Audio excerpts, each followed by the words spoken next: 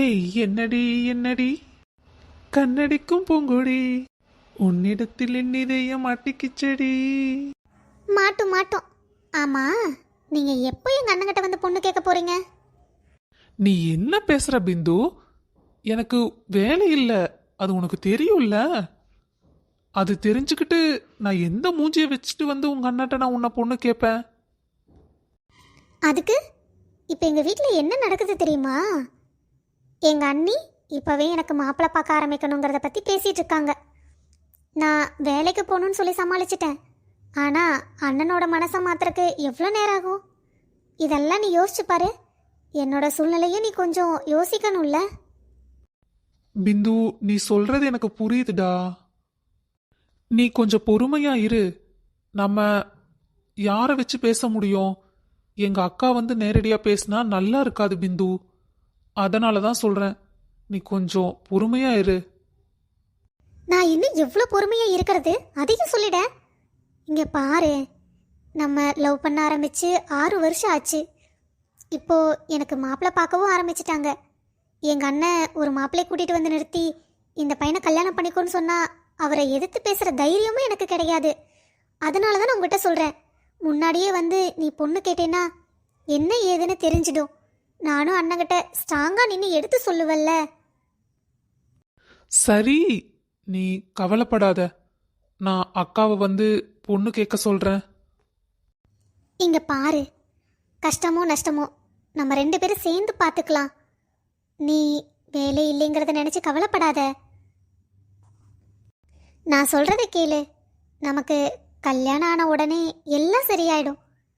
நம்மளும் நல்லபடியா இருக்கலாம். எல்லாரும் நம்மளை பார்த்து பெருமைப்படுற அளவுக்கு நாம முன்னேறலாம். நீ தேவையில்லாம மனசை போட்டு குழப்பிக்காத. சரி, நான் கிளம்புறேன். அத்தை, உங்களுக்கு காப்பி கொண்டாரட்டா?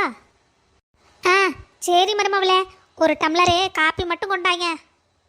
ஆத்தா லட்சுமி, எப்படி இருக்கிற நீ? நல்லா இருக்கிறேன் பெரியத்த. நீங்க எப்போ வந்தீங்க ஊர்ல இருந்து? நானும் இப்பதான் ஜாமி வாரேன். நம்ம தங்காயாவை பார்த்துட்டு போலான்னு வந்தேன். அக்கா வா உட்காரு. இல்லை தங்காயா, அப்புறம் உங்கள்கிட்ட ஒரு முக்கியமான விஷயத்தை கேட்டுட்டு போலான்னு தான் வந்தேன்.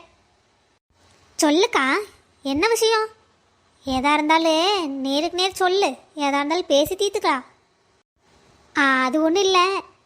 நம்ம வள்ளி இருக்கிறாள்ல, அவ கொழுந்தியாவ நம்ம சின்ன பையனுக்கு கேட்டா என்ன? அட ஆமாக்கா, அதையும் நான் யோசிச்சுக்கிட்டு தான் இருந்தேன். ஆனால் நீ என்ன சொல்லுவியன்னு தெரியலையேன்னு பார்த்தேன். நேற்று கூட பேத்திக்கு பிறந்த நாளுன்னு போயிருந்தோம். மாப்பிள்ளைகிட்ட கேட்கங்காட்டி வேலைக்கு போகிறேன்னா போவிட்டு இல்லாட்டி கல்யாணத்தை பண்ணி வச்சிடலான்னு தான் சொன்னார். அது என்ன, அதை படித்து முடிச்சிட்டோம்ல. நீ கம்முன்னு ஒரு பையனை பார்த்து கட்டி வைக்கிறதா நல்லது. நம்ம சின்ன பையனுக்கே நீ கேட்டு பாரு. சரிக்கா, அப்படியே கேட்டு பார்த்துருவோம். நம்ம பையனுக்கு என்ன குறைச்சல்? அதெல்லாம் மாப்பிள்ளை சரின்ட்டுருவார். சரி, நான் ஊர்லேருந்து வந்ததுமே இங்கேயே வந்துட்டேன் உன்னை பார்த்து பேசிட்டு போகலான்னு. நான் வீட்டுக்கு போயிட்டு வந்துடுறேன். அப்புறம் வந்து நான் உன்னை பார்க்குறேன். சரிக்கா. அத்தை, ஒரு டம்ளர் காப்பி தண்ணியாவது குடிச்சுக்கிட்டு போகலாமில்ல? அதெல்லாம் ஒன்றும் வேண்டாம் மருமவளே, நான் போயிட்டு வந்துடுறேன். இல்லாட்டி அங்கே தாம் தூம்னு குதிச்சுக்கிட்டு இருப்பான் சின்ன பையன். சரி அத்தை. நாம் எதுக்கு மாப்பிள்ளைட்டு ஒரு தடவை கேட்டு பார்க்கலாம். மாப்பிள்ளை வள்ளி வருவாங்களா என்னமோ தெரியல. போனை போட்டு கேளு. இல்லாட்டி ஃபோன்லேயே விஷயத்தை சொல்லி கேட்போம். ஆ சரி.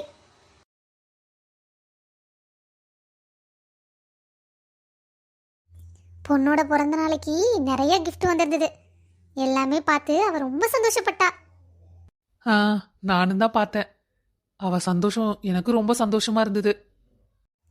அவ மட்டும் இந்த வீட்டு குழந்தை இல்லைங்க, பிந்துவும் இந்த வீட்டு பொண்ணு தானே.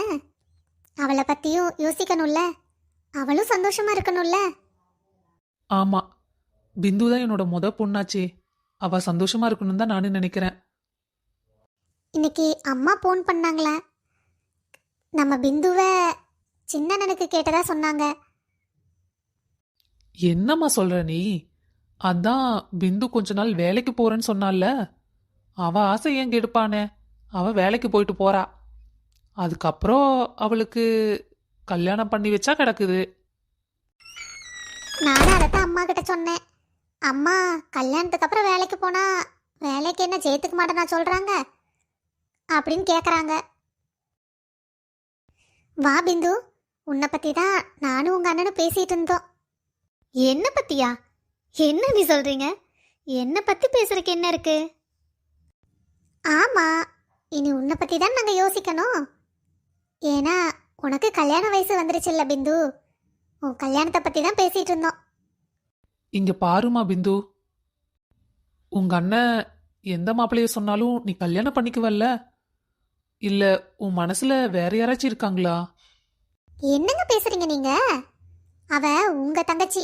அவ மனசுல உங்களை தவிர வேற யாரும் இருக்க மாட்டாங்க. இல்ல பிந்து? பிந்து, எங்க சின்ன அண்ணனை நீ பாத்திருக்கல்ல? அவனுக்கு உன்னை பொண்ணு கேட்டு பெரியமா வந்திருக்காங்க. அதனால இப்ப நாங்க என்ன சொல்றது? மௌனத்தை நாங்க சம்மதம் எடுத்துக்கவா? பாத்தீங்களா, உங்க தங்கச்சி வெக்கத்துல ஓடுறா. அப்ப அவளுக்கு கல்யாணத்துல சம்மதம் தான். சரி, நீங்க இருங்க, உங்களுக்கு போய் நான் பால் எடுத்துட்டு வரேன். ம். ஏன் பிந்து, என்னாச்சு இங்க வந்து உட்கார்ந்துருக்க? அண்ணி, நான் உங்ககிட்ட ஒரு முக்கியமான விஷயம் பேசணும். சொல்லு பிந்து, என்ன விஷயம்? அண்ணி, நான் ராதாக்கா தம்பி ராகுல காதலிக்கிறேன். இங்க பாரு பிந்து, அந்த வேலை வெட்டி இல்லாதவனையெல்லாம் நீ காதலிச்சு நேரத்தை வீணாக்காத. நான் சொல்றது இதுதான் முதலும் கடைசியும். இனிமேல் நீ அவங்ககிட்ட பார்க்கவோ பேசவோ கூடாது, புரிஞ்சுதா? அண்ணி, இதை நீங்க தான் அண்ணாட்ட எடுத்து சொல்லணும். நீ அவனை லவ் பண்றதே தப்புன்னு நான் சொல்லிட்டு இருக்கேன். இதை போய் உங்க அண்ணாட்ட என்ன பேச சொல்றியா? இந்த காதல் கீதெல்லாம் உங்க அண்ணன் காதுக்கு போச்சுன்னு வையி, அவரு சிறைய விட்டுருவாரு, ஞாபகம் வச்சுக்கோ.